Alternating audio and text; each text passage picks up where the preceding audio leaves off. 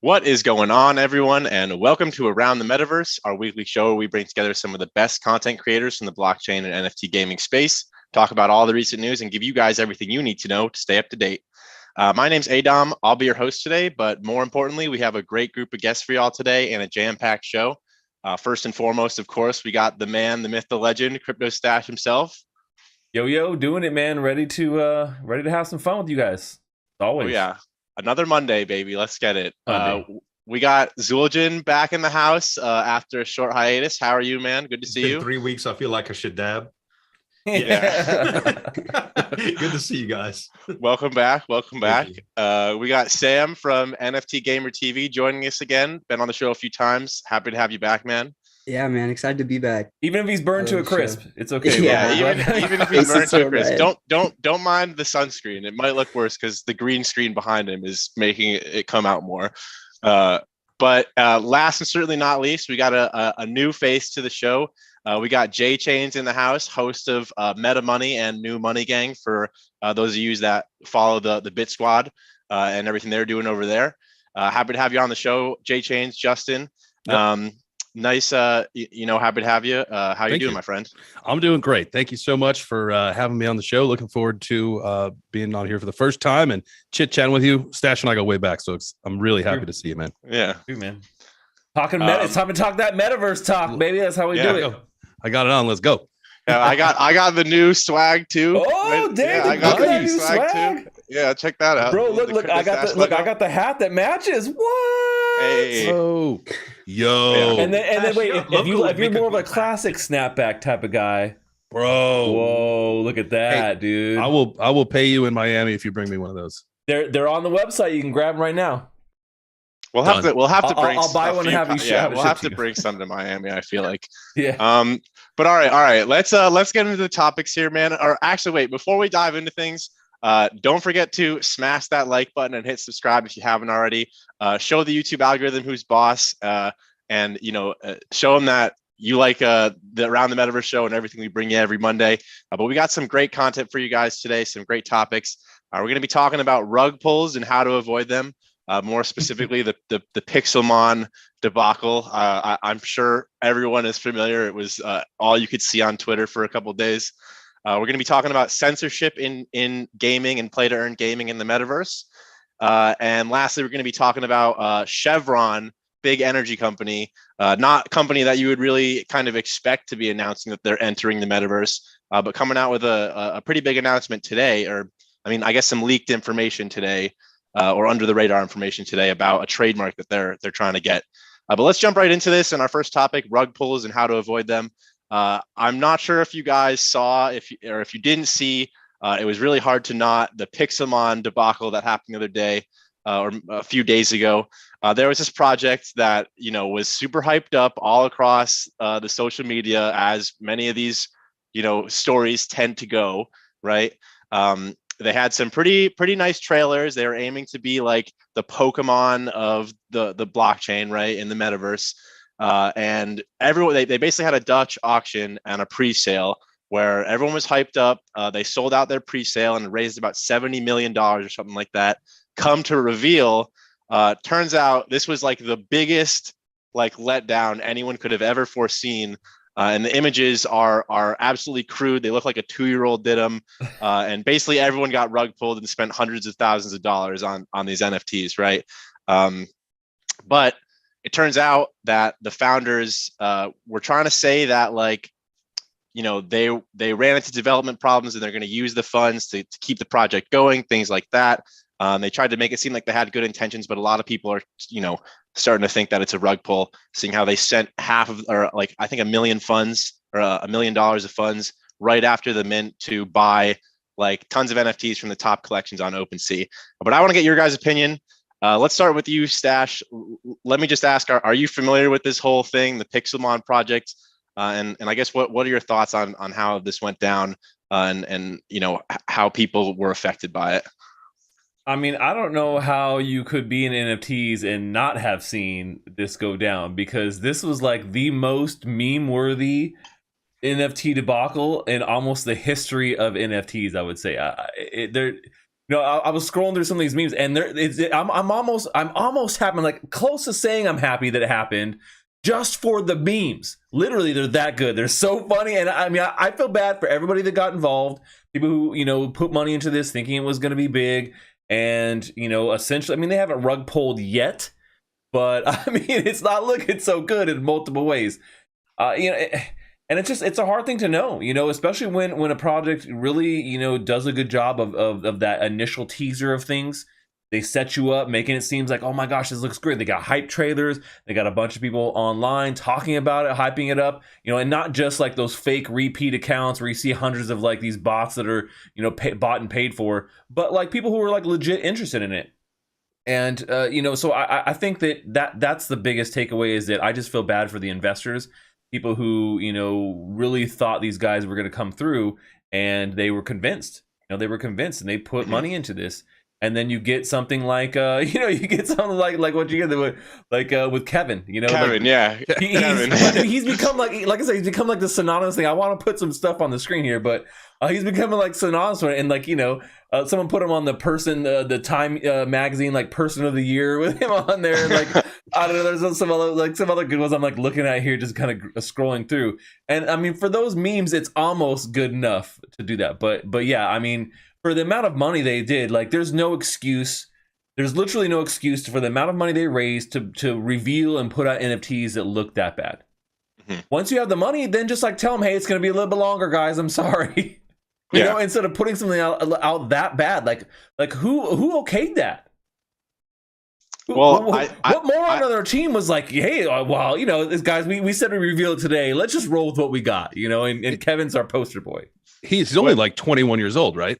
Yeah, I was going to say two things, right? The founder is apparently only 21 years old, and really no one had kind of heard of him in the space beforehand, which one to me is a super big red flag. And we'll get to that. We'll talk about that just in a second. I want to just say, in terms of the memes, in terms of Kevin, anyone who has a Kevin actually, I think, maybe lucked out on this one, because they're selling for like 8 ETH now. Like, that's what I'm saying, man. I'm like, it's funny how you see that, and it's like, well, he's become this huge meme, and that's the only good takeaway, I suppose. But yeah, so if you picked up a Kevin, maybe you didn't. Maybe you made out lucky, and if you can get your hands on one, maybe they'll be like the next CryptoPunks. But you make a good point about kind of like things to avoid. Like sometimes it's hard to know what to avoid. But yeah, like a project from somebody who's so young that doesn't know jack shit in the scene. We're seeing a lot of like really young people come in board, like 18, 19, 20. And they got tons of free time sitting around, and they're just sitting around like, all right, how can we scam people out of money here in the NFT industry? And we're seeing a lot of that happening. I feel like there's a lot of younger creators and people trying to go that direction. And to me, it's becoming more and more of a red flag. I want to see a vet in the driving seat. Yeah, and I mean, I'm gonna ask you, Justin, just based on that, like Stache is saying, the founder was super young. Like you said, he's super young. And honestly, I think part of the reason we're seeing a lot of this pop up from young people with, kind of low quality project results is it's super easy to just set up a hype project, find someone who knows how to set your NFT project up, put a little bit of money into it, and then you raise $70 million out of maybe a $6,000 investment or something like that to get the crew together to put the NFTs together and mint them, And Justin, let me ask you, man, like they said, the Pixelmon CEO said that they were going to take that $70 million and give it to another studio to kind of revamp these NFTs. And I guess that's a little bit of good faith, but at the same time, they paid out all their employees a massive sum and bought a bunch of other top NFTs from OpenSea. I mean, do you think this project was a cash grab from the start, or do you think the founders, had good intentions when they started this and ran into development issues?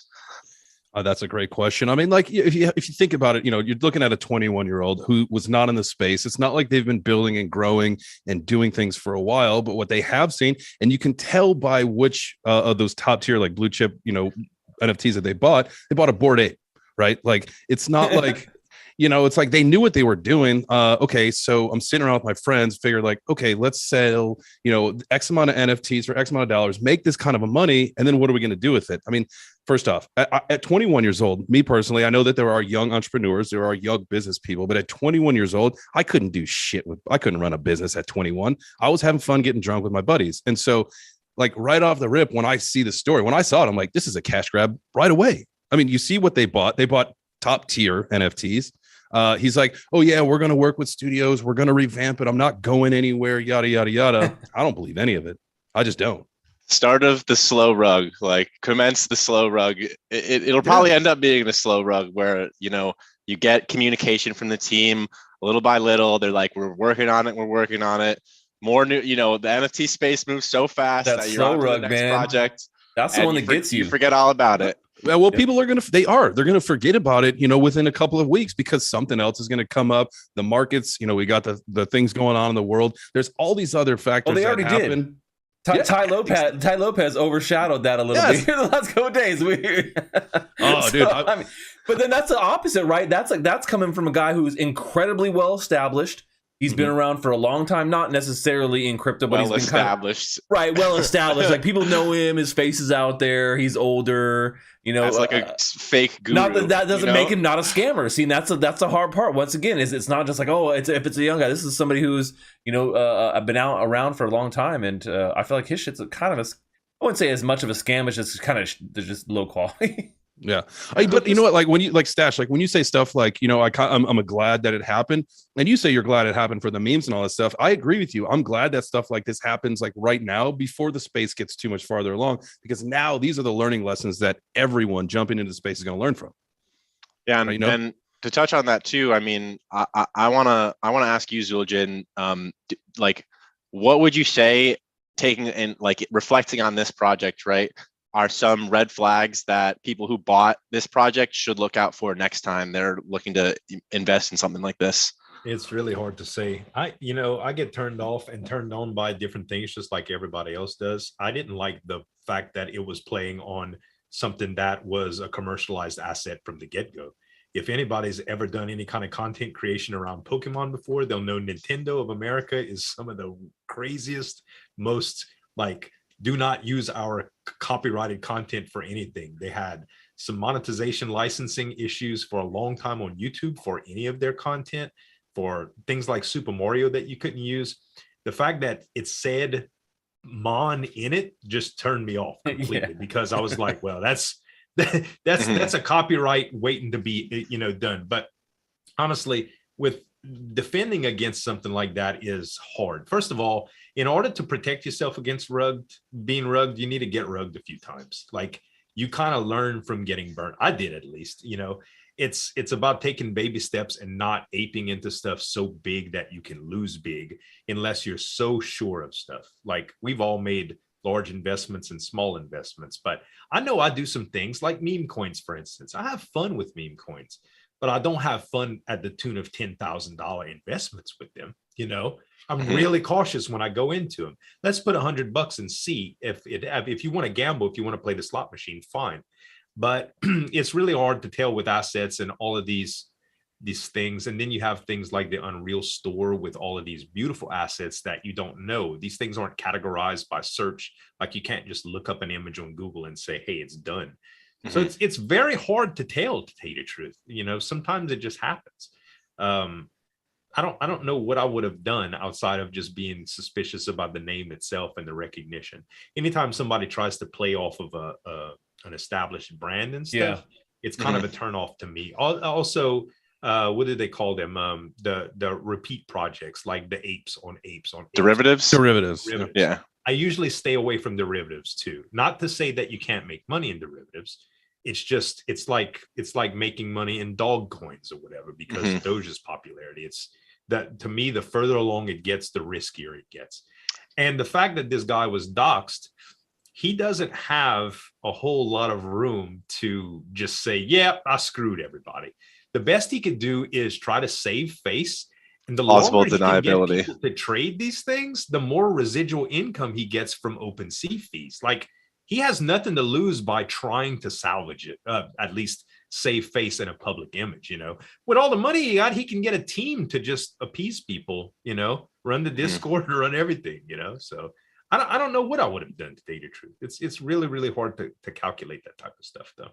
Well, yeah, and it's funny that you mention, you know, sort of trading meme coins too in this. Is like, I feel like a lot of people who maybe got especially burnt on this drop or any of these drops that are like super high, auction price or mint price that are super hyped up and are expected to have like a super high floor price right off the bat.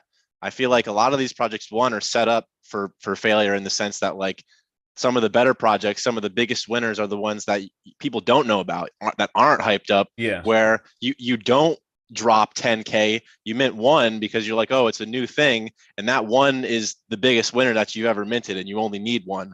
I feel like people who maybe got particularly burnt on this are the ones who are like looking to pick up 20 of these, flip them like over the course of a couple of days for a little bit more than they paid, or just below mint price if it's not going well, right? I mean, those are the type of people. I think that's most NFTs, but I was thinking about something while Zueljin was talking, and what if this kid is actually a freaking genius and he set all this up to play out just like it just did? Think about that. Think about how much more press his NFT collection got than every other NFT collection that people have been launching that fly underneath the radar, that don't get any love. Like maybe that really wasn't like I mean I don't think that's what happened. But think if he actually planned that out. NFT psyop. Yeah, if you put it that way, I mean it's genius. Yeah, but why would you want that to kill your reputation like that? Because he made $70 million. Who cares about your reputation? Getting residual. Exactly. It's getting him more exposure. Negative exposure, still exposure. Like when they say any press is good press. I mean, he got a ton of extra press out of this, and he has the money to then go make it right. And then it becomes like, oh my gosh, he's a savior. They did such a great job of like revamping it. Look, now it is, and now all the people are holding it. So I don't know, man. What do you think about that, Sam? I agree totally with like any press is good press. That could totally be a strategy they took. Not that that's any sort of financial advice, because I would definitely not go pick one up. I think they definitely had a plan to make them look better, which is what confuses me the most and makes me think like maybe you're right. Because based on like what I'm looking at on their Twitter, they seemed to be designing something a lot better than what they released. Also, they can rebuy at floor. They can sweep their own floor and resell over time if they resurrect the price of it, I mean, just as well as I do, you can get a couple of celebrities in your pocket to buy the NFT, tweet about it and stuff, and get some hype back. I know a project that I was in a while back that had a bunch of racial stuff that happened, and they brought their NFT price back up, and that's a hot button issue. Yeah, that's hard to do. Jungle Cats, right? Come back from that, yeah. If you could come back from a some racial stuff, people forget quickly.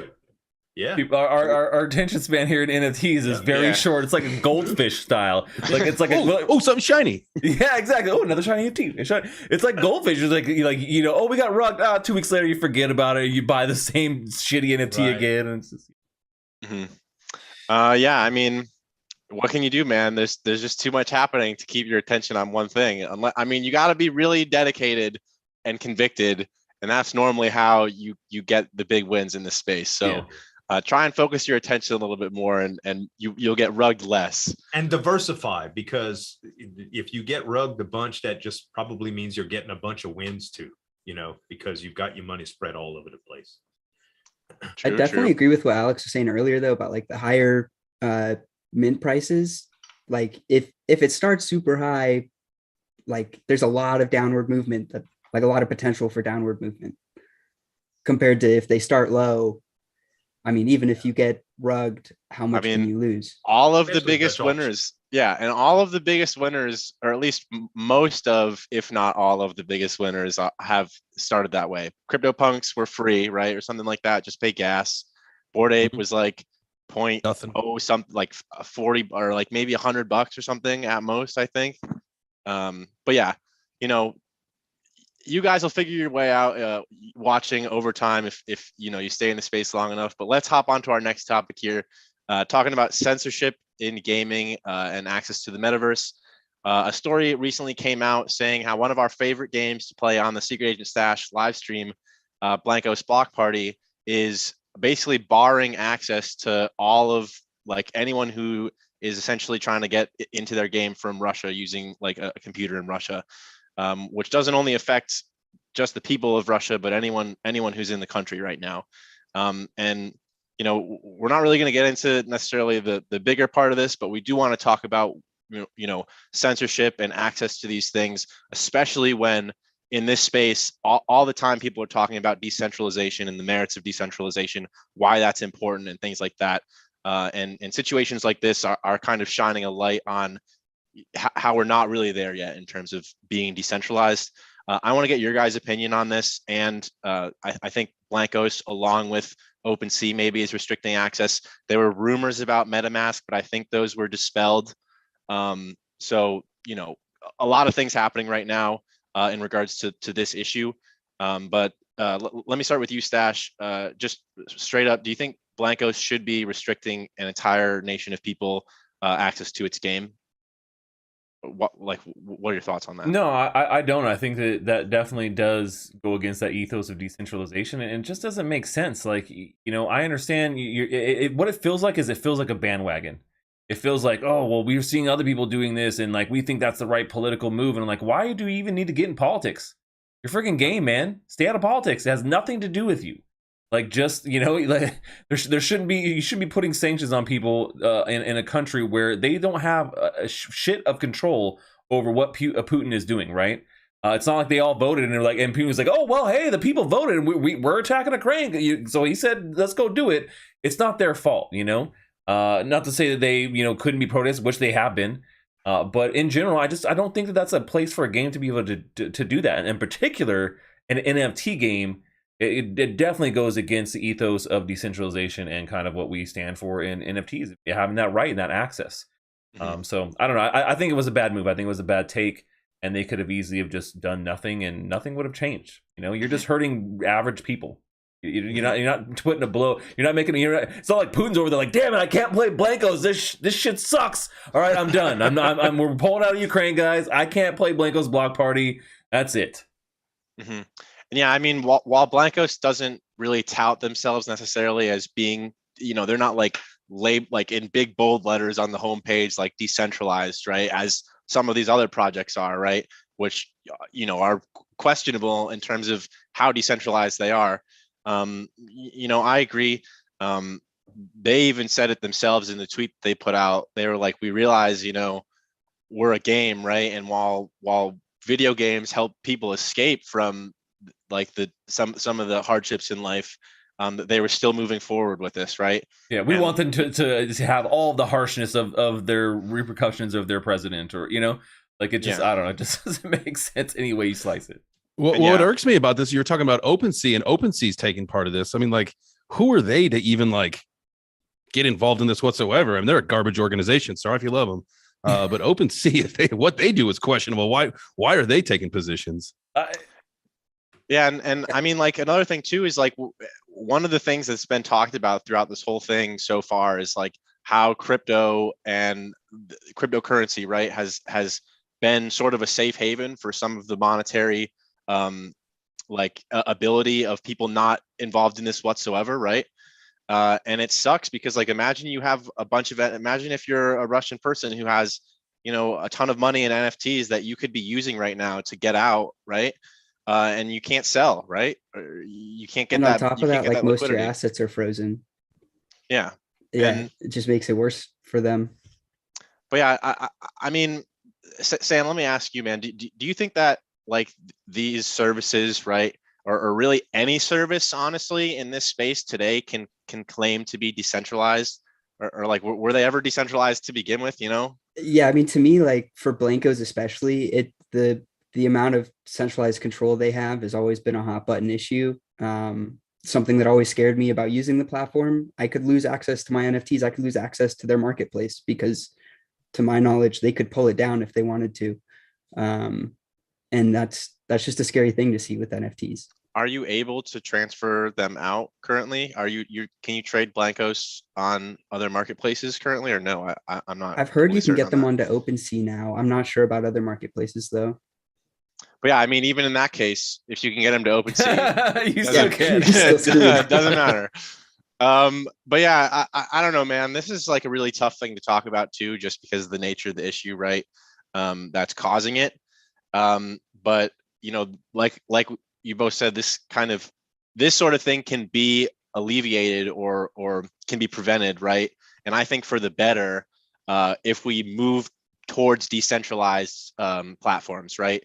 Zueljin, let me ask you, and just in a general sense too, do you even think it's possible for us to get to a decentralized metaverse where people are not going to be like outside of Bitcoin, you know, because Bitcoin right now is honestly the only thing I could say as being decentralized, and like you can, like, I wouldn't necessarily be worried other than like maybe some kind of centralized exchange pushback on being able to convert back to fiat.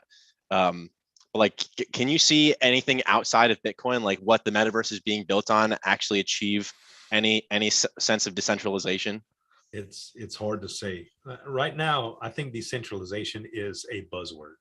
It's a marketing tool that a lot of the projects use to kind of, you know, show that they're with the crusade to be decentralized. But the truth is that you have bottlenecks in this decentralization that kind of undo it, like OpenSea, for instance.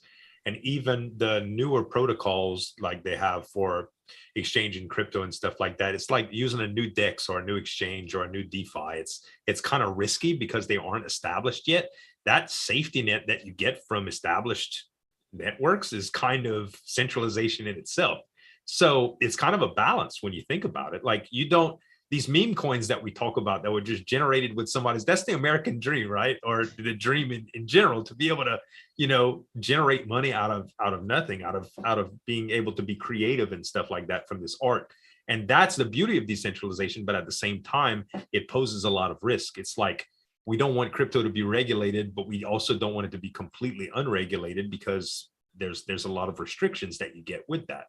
Mm-hmm. So it's really hard to say. I think centralization is important in certain aspects of it, and I like decentralized stuff, but it's definitely a 50-50 in some areas, Mm-hmm. you know. Can I hop in on this real quick? Yeah.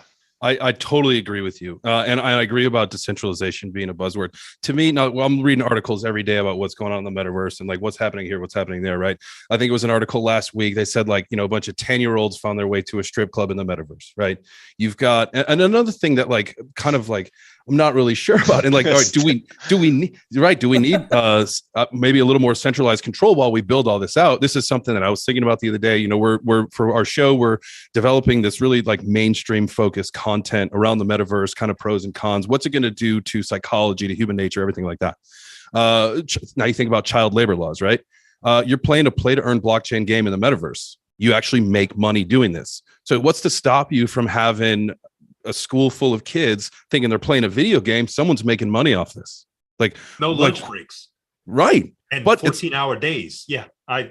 But it's the kids playing the games, making money for someone else. So like, how do you control all this when to them, they're just playing a game? Yep. That needs some kind of centralized control while we get the metaverse started, I think. And that's like, you know, the whole metaverse decentralization, centralization conversation. I think it really needs to be developed and discussed, because there's a lot of, I mean, the bad shit that goes on in the internet is only going to be worse in the metaverse. I mean, I popped in onto my VR talk, whatever the meta app is that you go chat, and there was like naked dudes as like their avatars. It's like I wouldn't feel comfortable sending my kid into an Oculus chat, because it's like, what is this about?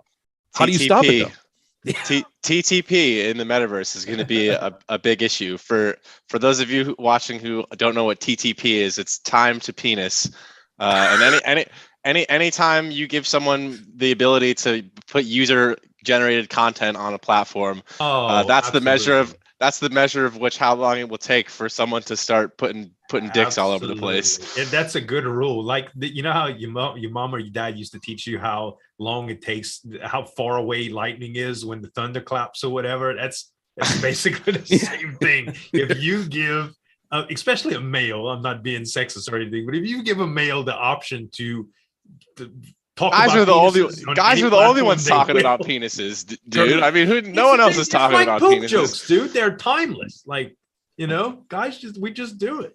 Well, no, and J Chains, you brought a funny idea to my head in talking about child labor laws. Imagine you're like the middle school computer science teacher, and like everyone comes into the computer lab, and you just have like Everyone playing Axie. Axie set up on the computer, and it has all Your the whole SLP, scholarship like, team routed, is there. Routed to your wallet, and they're like, yeah, just this is your free period, just figure it out. It's a game. Play, blah, blah, play. blah, I brought snacks. There's drinks, whatever you want, guys. Doritos. Just play.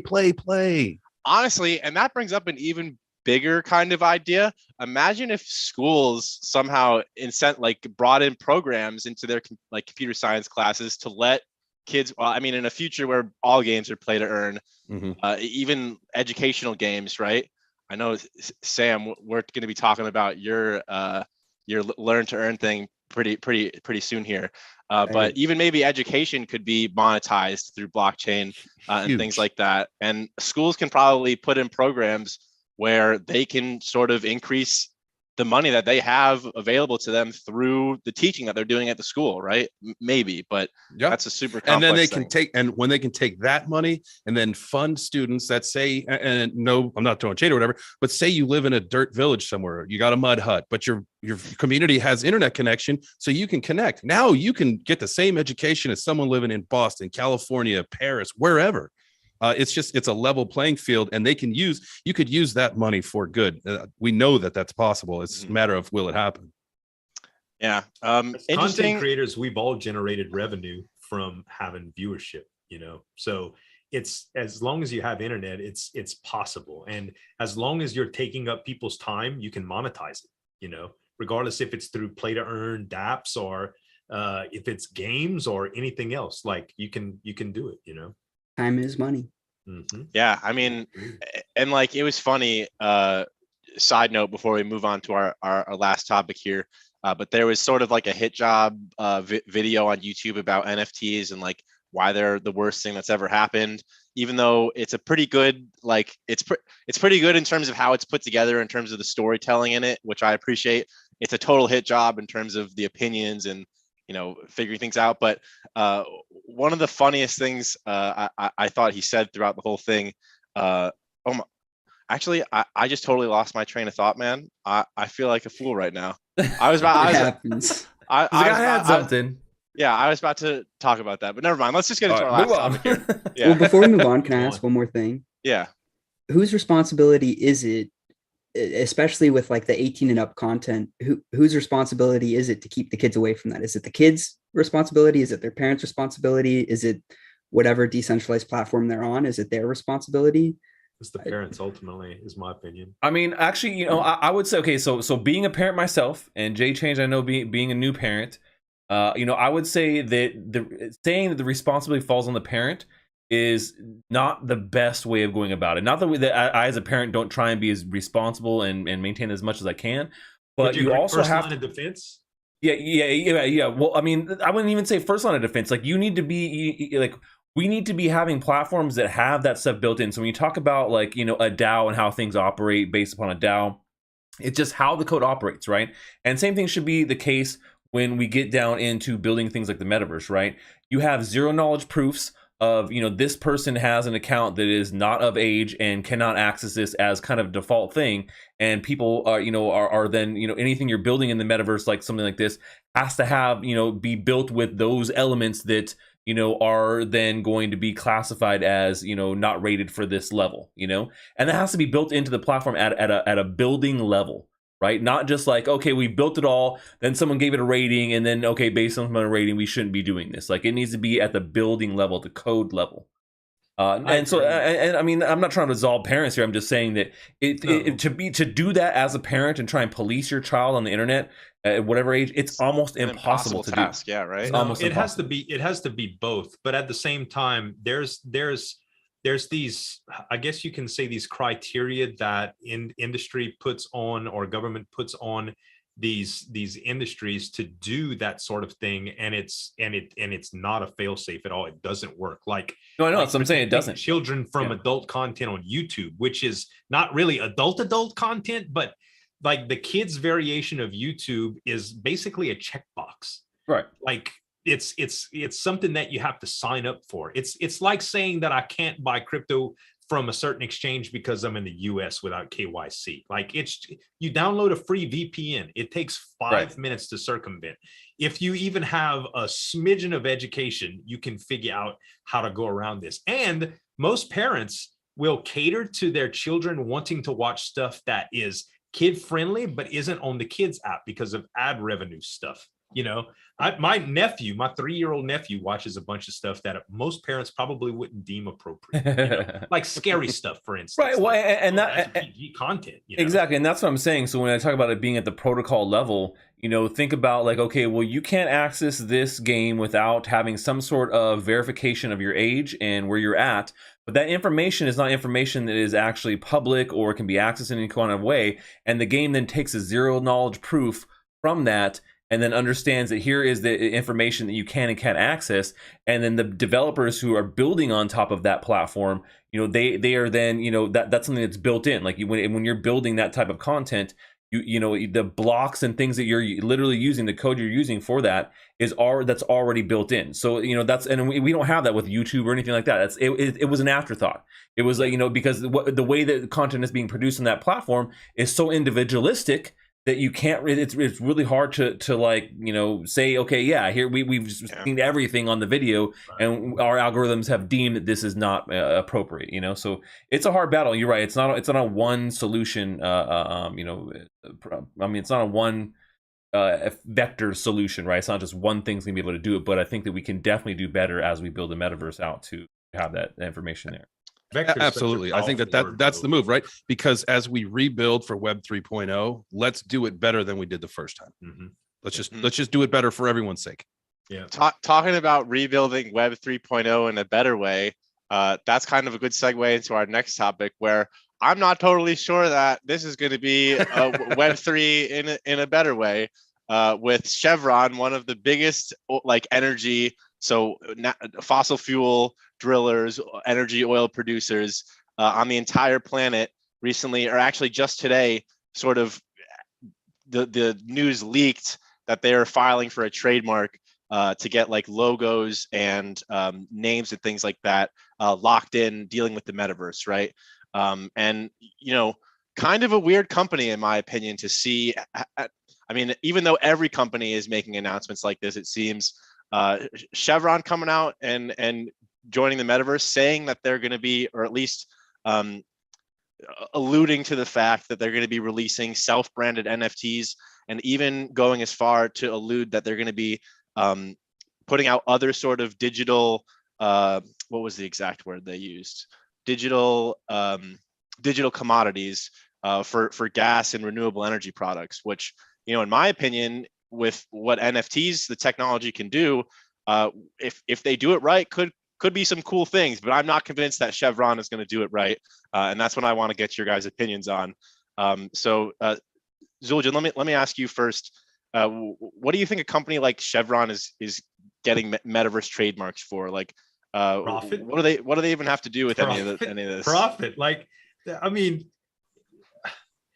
outside of a couple of crusaders like us, everybody wants profit. Everybody just wants the money, man. That's what they're there for. Like, the bigger companies have more capital to risk at the expense of any investment, just like any other whale or hedge fund or whatever, you know, any kind of what's the venture capitalist. Like, they see a very, very aggressive stance on huge companies like Facebook moving into the metaverse and taking strong stands on branding and changing that branding and stuff like that. They see the hype and the popularity of it, and there's no other oil company that did it. So like we said earlier, bad press is still press.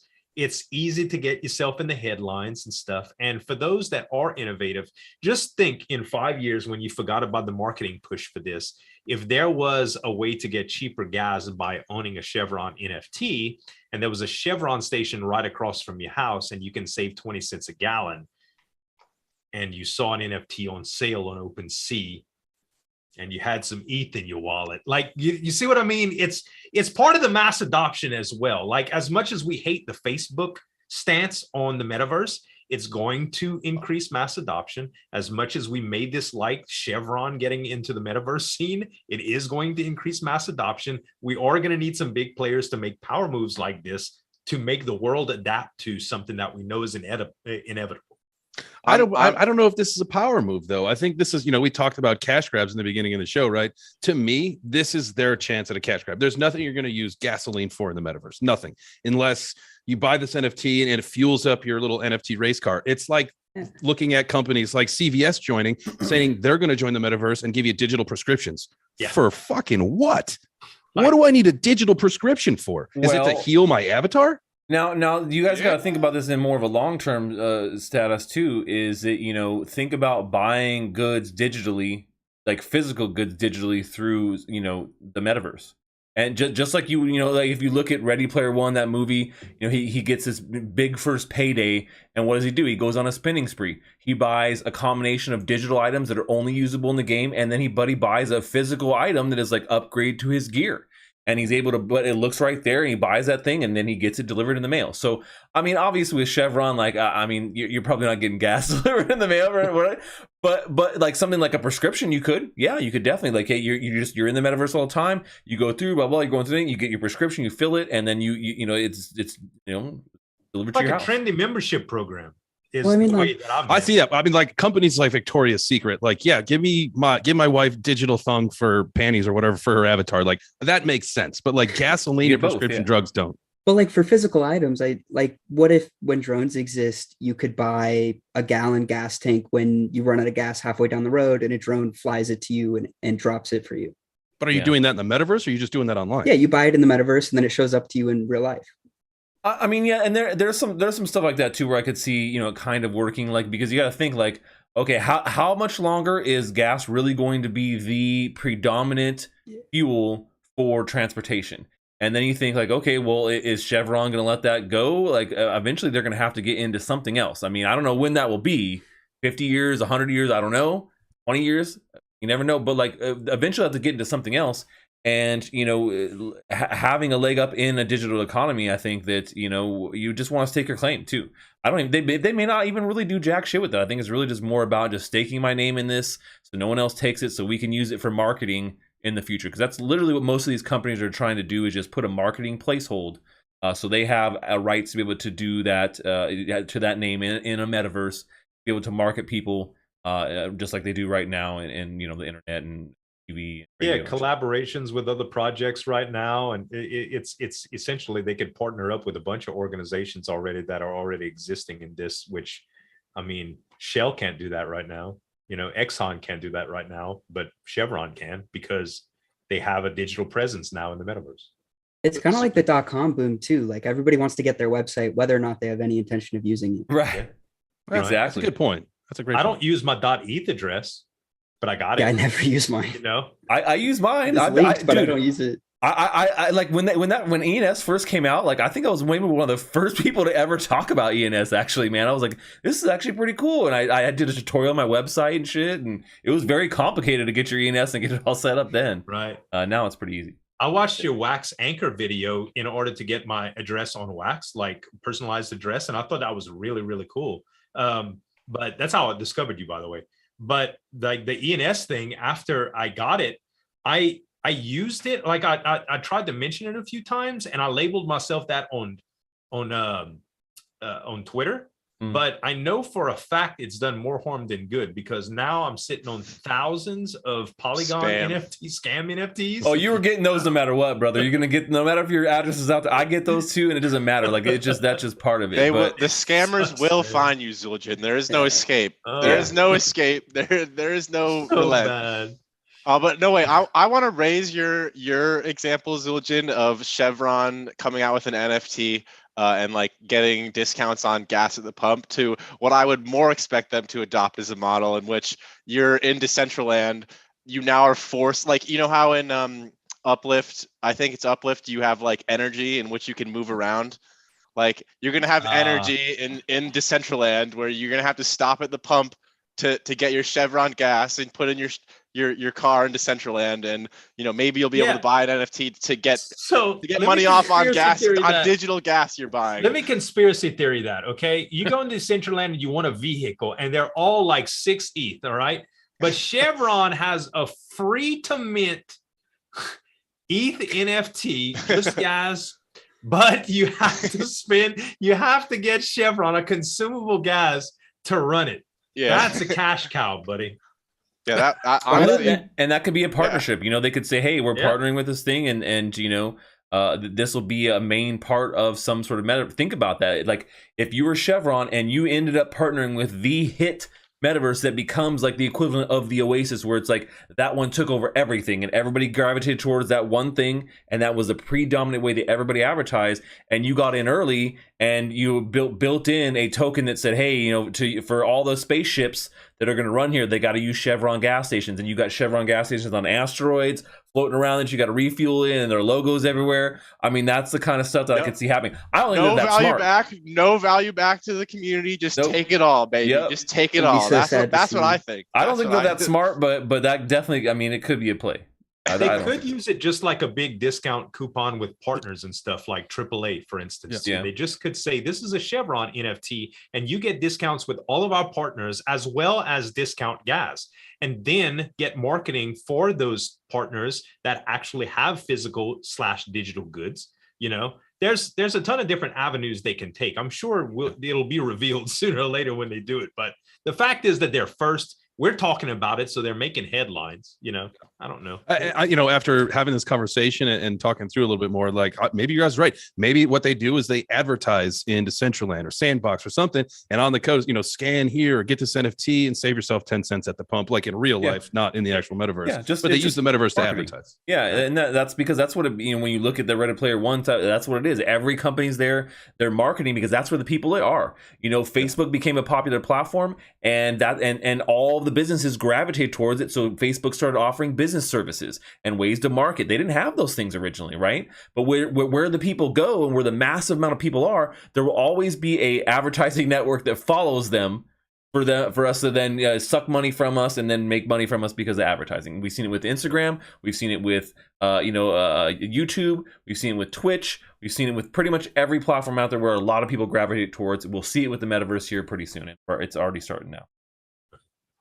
Yeah, I mean, basically, like, hopefully with Web3, though, we'll be able to, or Web3, I think people are maybe getting sick of that term, but, let's just keep using it. I think, too, hopefully we'll be able to get some of the value back from what they're taking from us in terms of ad revenue. I mean, that's hopefully the point, like, Chevron maybe giving some back to the community, or like they said, or like they were kind of alluding to, they're going to be putting out digital goods that have relations to their energy products, maybe in real life. And I don't know, it'd be cool to see some kind of like maybe there's incentives built into holding the token or having an NFT where you get revenue share from their business model or something like that. But probably not. Chevron tokens to buy gas with, that's going to be crazy. Yeah, probably not. But all right, we're running out of time here, guys. I want to thank you all for joining the stream here. J-Chain's great to have you on for the first time today. You guys watching out there, don't forget to go into the description and check out all of our guests' channels linked in the description. These guys put out some awesome content and are also, covering all the newest alpha, giving you guys what you need to know to make money in this space and stay updated on everything. Don't forget to like and subscribe too. And this has been Around the Metaverse. Thank you guys for joining, and we will see you next week. Out. We're out. See ya.